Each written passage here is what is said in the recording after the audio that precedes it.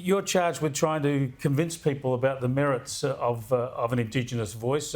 How can you convince people if many Australians, like Andrew and Jacinta, think that this will actually divide us? When you actually listen to Australians from all walks of life, which I've had the great privilege of doing over the last 5 years, since the Uluru Statement from the Heart was presented through this campaign, there is a deep well of goodwill from Australians across the country towards Aboriginal and Torres Strait Islander peoples and towards this issue in particular. People, they might not necessarily understand the statistics, they might not necessarily read all the Closing the Gap reports that are presented year after year, but they've got a sense that things aren't right for far too many Aboriginal and Torres Strait Islander peoples, as the Senator has said, in particular in remote communities, and that it's time to do something different. It's time for a change. And they're very much animated by this idea of wanting to see practical change on the ground. We've tried many other solutions in the past. We cannot just keep doing what we've done in the past.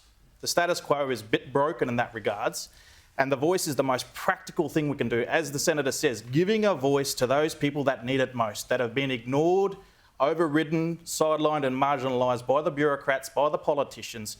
It's time we listen to those mob, because that's where the solutions lie. Can I pick you up on that?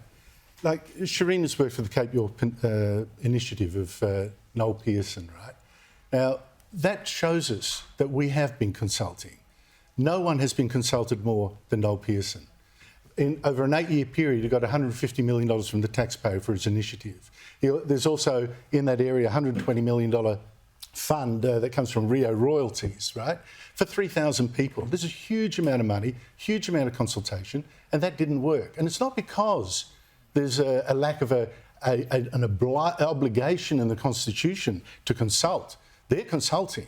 In fact, we have, more than 30 big land councils. We have a Council of the Peaks representing 70 Aboriginal organisations, big ones, that consulted all the way through with Scott Morrison.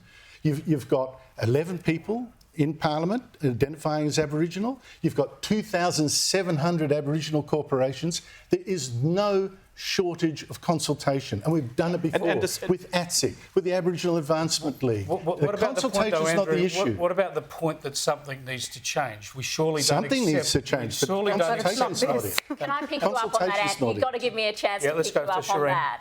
Let's be honest.